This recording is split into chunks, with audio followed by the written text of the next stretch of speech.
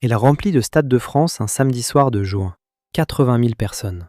10 ans plus tôt, il rappait dans la cave de ses parents, sur un micro à 30 €. Personne n'avait demandé à l'écouter, il l'avait fait quand même. Voilà son histoire. 8 niveaux entre le cahier et les projecteurs.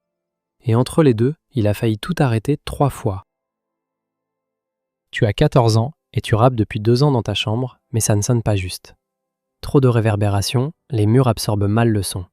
Alors tu descends à la cave un dimanche après-midi avec un microchip, un câble jack et l'ordinateur familial que tu as emprunté sans demander. Tu installes GarageBand. Tu passes 3 heures à comprendre comment brancher le micro. La 4e heure, tu enregistres. Le son est mauvais. Tu entends le bruit du chauffe-eau derrière ta voix, le voisin du dessus qui marche. Mais ta voix est là, capturée, réelle. Tu réécoutes 17 fois. Pas pour te juger, pour entendre comment tu sonnes. Tu as un cahier à spirale avec 142 textes dedans. Certains datent de tes 12 ans. Tu les relis parfois et tu as honte. Tu en relis d'autres et tu te demandes comment tu as écrit ça. Le cahier ne quitte jamais ta chambre. Personne ne l'a jamais lu. Tes parents ne comprennent pas vraiment.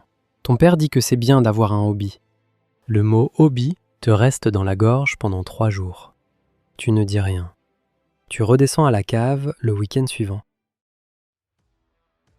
Tu as 16 ans et tu freestyles devant le hall de ton immeuble le vendredi soir. Pas parce que tu veux une audience, parce que les gars sont là et que quelqu'un a posé une enceinte Bluetooth sur le muret. La première fois, tu rimes pendant 2 minutes avant de bloquer. Les gars rigolent, pas méchamment, mais tu bloques quand même. Tu reviens le vendredi suivant avec des rimes préparées que tu fais passer pour du freestyle. Personne ne le sait. Progressivement, les rimes préparées deviennent de vrais freestyles parce que ton cerveau a appris à fonctionner sous pression. Tu développes quelque chose que tu ne saurais pas encore nommer, le flow. Ta réputation grandit dans le quartier. Quelqu'un te filme avec son téléphone, la vidéo fait le tour des groupes WhatsApp locaux. 300 vues en 2 jours.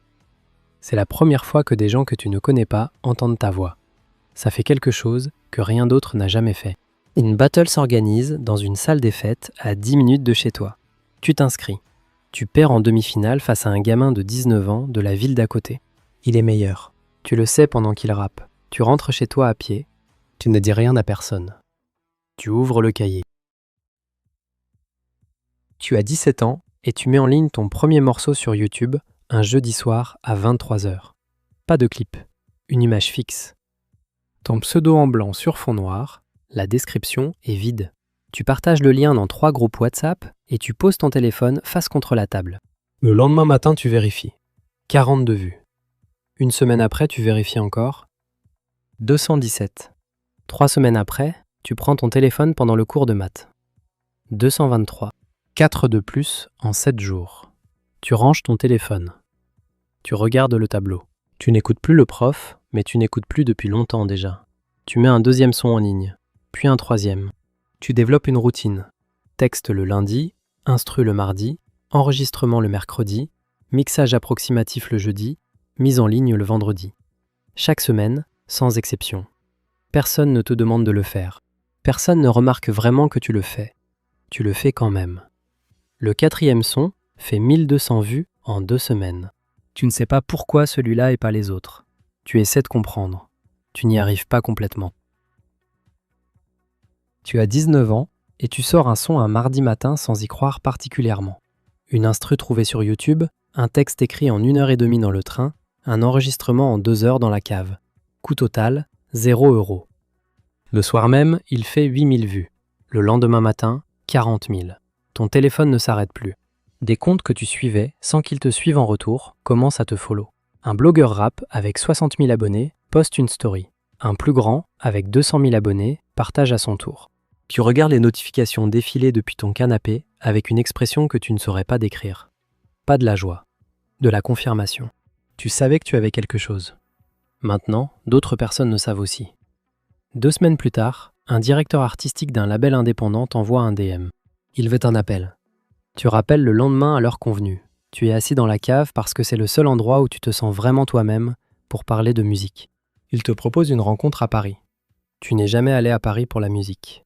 Tu prends le train 3 jours plus tard. Tu as 20 ans et tu signes avec une major. Pas le label indépendant, une major. Avance sur royalties, 150 000 euros. Budget clip, distribution mondiale, machine promotionnelle. Sur le papier, c'est le bon choix. Tu signes. 6 mois plus tard, tu lis le contrat vraiment pour la première fois. Pas les grandes lignes. Chaque page. Tu passes une nuit entière à le lire, avec un café qui refroidit. À 5 heures du matin, tu poses le document sur la table. Tu regardes le plafond. Tu comprends exactement dans quoi tu t'es engagé. C'est trop tard pour changer quoi que ce soit. Et trop tôt pour savoir si c'était une erreur. Le premier single qu'ils veulent sortir n'est pas celui que tu aurais choisi. Il est plus commercial, plus formaté. Tu poses des questions. Ils ont des réponses pour chaque question. Les réponses sont logiques. Tu enregistres le single. Il fait 8 millions de streams. Tu encaisses le chèque. Et tu notes dans ta tête la frontière exacte entre ce qui est négociable et ce qui ne l'est pas. Tu as 22 ans et ton nom passe à la radio pour la première fois. Pas à 2 heures du matin, à 17 heures sur une grande station nationale. Tu es dans ta voiture quand ça arrive. Tu te gares sur le côté de la route. Tu écoutes jusqu'à la fin sans bouger. 2 minutes après la fin du son, tu es toujours garé là. Tu ne sais pas encore comment repartir. Les victoires de la musique te nomment dans la catégorie Révélation. La cérémonie est un vendredi soir dans une grande salle parisienne. Tu perds face à un artiste pop avec 2 fois tes streams. Dans la salle ce soir-là, tu serres la main à des gens que tu avais en poster dans ta chambre. Mais sur le trajet du retour dans le taxi, tu regardes défiler les lumières de Paris et tu penses juste à ça. Pas aux mains serrées, pas aux photos. La défaite, elle reste 1 heure, c'est correct. Tu lui laisses 1 heure. Le premier featuring avec un artiste installé sort un vendredi. 20 millions de streams en 3 semaines. Ton profil Spotify gagne 400 000 auditeurs mensuels en 1 mois. Le label te laisse plus de liberté sur le 2e album. Tu en profites entièrement. Le 2e album est meilleur que le premier. Tu le sais en le faisant. Tu as 24 ans et tu remplis Bercy pour la première fois. 20 000 personnes. Tu as fait tes premières scènes devant 40 personnes dans des salles où la moitié du public était là par hasard. Bercy, c'est 20 000 personnes qui ont payé pour être là. Pour toi spécifiquement. Pendant le son d'ouverture, tu regardes la salle une demi-seconde avant de rentrer dans le morceau. Une demi-seconde, c'est tout ce que tu t'autorises. Le 3e album débute à la première place des charts français. 140 millions de streams en première semaine.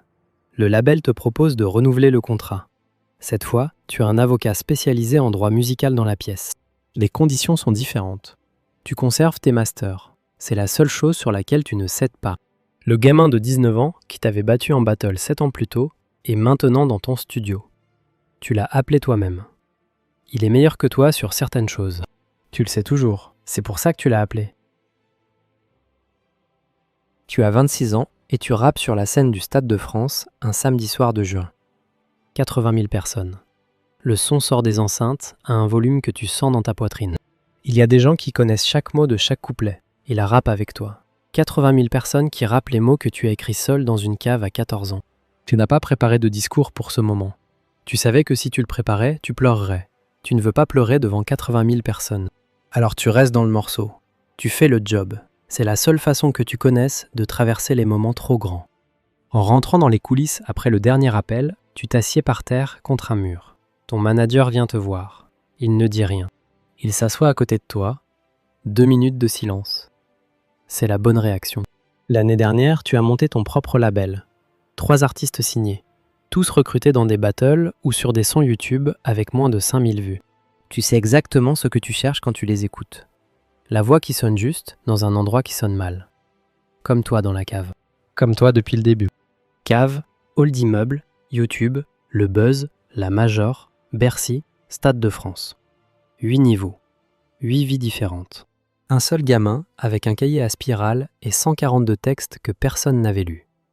Et qui a fini par les chanter devant 80 000 personnes. Toi, tu en es où ?